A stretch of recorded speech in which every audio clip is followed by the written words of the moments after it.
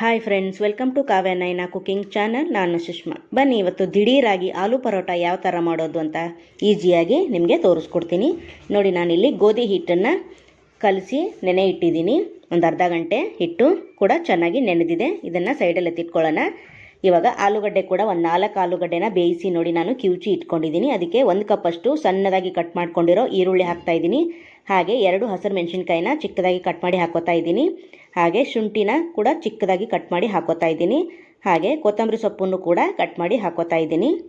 ಹಾಗೆ ಧನಿಯಾ ಪುಡಿ, ಖಾರದ ಪುಡಿ, ಹಾಗೆ ಉಪ್ಪು, ಅರಿಶಿನ ಕೂಡ ಸೇರಿಸ್ಕೊತಾ ಇದ್ದೀನಿ. ಈಗ ಚೆನ್ನಾಗಿ ಮಿಕ್ಸ್ ಮಾಡಿಕೊಂಡು ನಾವು ಉಂಡೆಗಳನ್ನ ಮಾಡಿ ಇಟ್ಕೊಳ್ಳೋಣ.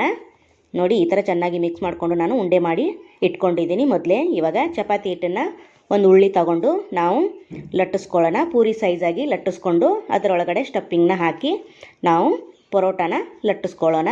ನೋಡಿ, ಇಷ್ಟು ಪೂರಿ ಸೈಜ್ ಉಳ್ಳಿನ ನಾನು ತಗೊಂಡಿದ್ದೀನಿ. ದಿಢೀರಾಗಿ ಆಗುತ್ತೆ. ಬೆಳಗ್ಗಿನ ಬ್ರೇಕ್ಫಾಸ್ಟ್ ರೆಸಿಪಿ ಏನಪ್ಪ ಮಾಡೋದಂದಾಗ ಚಪಾತಿ ಹಿಟ್ಟು ಕೂಡ ಉಳಿದಿದ್ರೂ ಕೂಡ ಈ ಥರ ಮಾಡ್ಕೋಬೋದು. ಪೂರಿ ಎಷ್ಟು ಲಟ್ಟಿಸ್ಕೊತೀವೋ ಅಷ್ಟನ್ನು ನೋಡಿ ಈ ಥರ ಲಟ್ಟಿಸ್ಕೊತಾ ಇದ್ದೀನಿ. ಇದರೊಳಗಡೆ ನಾನು ಆಲೂಗಡ್ಡೆ ಸ್ಟಫಿಂಗ್ನ ಹಾಕಿ ನೋಡಿ ಯಾವ ಥರ ಫೋಲ್ಡ್ ಮಾಡಿ ಎಕ್ಸ್ಟ್ರಾ ಹಿಟ್ಟನ್ನು ಉಳಿದ್ರೆ ಅದನ್ನು ಕೂಡ ತೆಗಿತೀನಿ. ನೋಡಿ, ಇವಾಗ ಸ್ಟಫಿಂಗ್ನ ಹಾಕೋಣ ಇದರೊಳಗಡೆ. ನೋಡಿ, ಇದನ್ನು ಮಡಚ್ಕೊಳ್ಳೋಣ. ಮಡಚಿ ಎಕ್ಸ್ಟ್ರಾ ಹಿಟ್ಟು ಏನಾದರೂ ಉಳಿದಿದ್ರೆ ತೆಗಿಯೋಣ. ತೆಗೆದ್ರೂ ನಡೆಯುತ್ತೆ, ತೆಗಿಲಿಲ್ಲ ಅಂದರೂ ಅದೇ ಥರ ಪ್ರೆಸ್ ಮಾಡಿ ಕೂಡ ಹಾಗೆ ಕೂಡ ಮಾಡ್ಕೋಬೋದು. ನೋಡಿ, ಇಷ್ಟು ಉಳ್ಳಿನ ಎಕ್ಸ್ಟ್ರಾ ತೆಗೆದಿದ್ದೀನಿ ನಾನು. ಅದನ್ನು ಪ್ರೆಸ್ ಮಾಡಿ ಉಳ್ಳಿ ಮಾಡಿ ನೋಡಿ ಚಪ್ಪಟೆ ಆಕಾರ ಕೈಯಿಂದನೇ ಸ್ವಲ್ಪ ತೆಳು ಮಾಡ್ಕೋಬೇಕು. ಇವಾಗ ಅದೇ ಮನೆಗೆ ನೋಡಿ ಸ್ವಲ್ಪ ಹಿಟ್ಟನ್ನು ಉದುರಿಸ್ಕೊಂಡು ಲಟ್ಟಿಸ್ಕೊಳ್ಳೋಣ. ಜಾಸ್ತಿ ದೊಡ್ಡದಾಗಿ ಲಟ್ಟಿಸ್ಕೋಬೇಡಿ.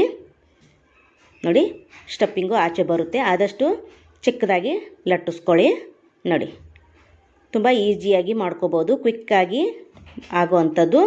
ಇದ್ರ ಜೊತೆಗೆ ಟೊಮೊಟೊ ಸಾಸು ಅಥವಾ ಚಟ್ನಿ ಇಲ್ಲ ಹಾಗೆ ಕೂಡ ಬಿಸಿ ಬಿಸಿಯಾಗಿ ತಿನ್ಬೋದು. ನೋಡಿ, ಎಷ್ಟು ಅಗಲ ಅಂದರೆ ಜಾಸ್ತಿ ಅಗಲ ಮಾಡ್ಕೊಳಕ್ಕೆ ಹೋಗಬೇಡಿ.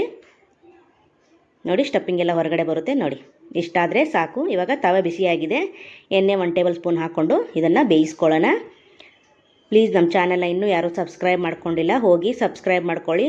ಬೆಲ್ ಐಕನ್ನ ಪ್ರೆಸ್ ಮಾಡಿ ಆಲ್ ಅನ್ನೋ ನೋಟಿಫಿಕೇಷನ್ನ ಸೆಲೆಕ್ಟ್ ಮಾಡಿಕೊಂಡ್ರೆ ನಾವು ಹಾಕೋ ವಿಡಿಯೋ ಎಲ್ಲ ಮೊದಲು ನಿಮಗೆ ಬರ್ತದೆ ಫ್ರೆಂಡ್ಸ್. ಆಗ ಎಲ್ರಿಗಿಂತ ಮುಂಚೆ ನೀವೇ ನೋಡ್ಬೋದು ಫ್ರೆಂಡ್.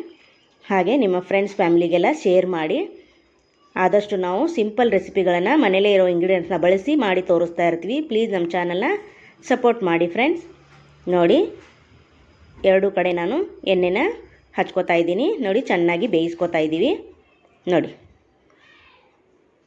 ಈ ಥರ ಪ್ರೆಸ್ ಮಾಡಿ ಮಾಡಿ ಎಲ್ಲ ಕಡೆ ಚೆನ್ನಾಗಿ ಕಲರ್ ಚೇಂಜ್ ಆಗೋವರೆಗೂ ನಾವು ಬೇಯಿಸ್ಕೋಬೇಕು.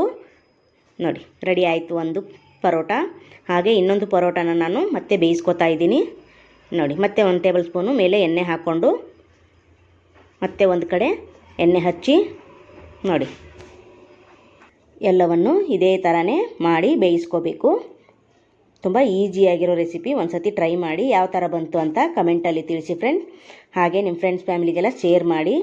ನೋಡಿ, 2 ಕಡೆ ಮತ್ತೆ ಎಣ್ಣೆ ಹಚ್ಚಿ ಬೇಯಿಸ್ಕೊತಾ ಇದ್ದೀನಿ. ನೋಡಿ, ತುಂಬ ಈಸಿಯಾಗಿ ಆಗುವಂಥ ಬ್ರೇಕ್ಫಾಸ್ಟ್ ರೆಸಿಪಿ ಇದು.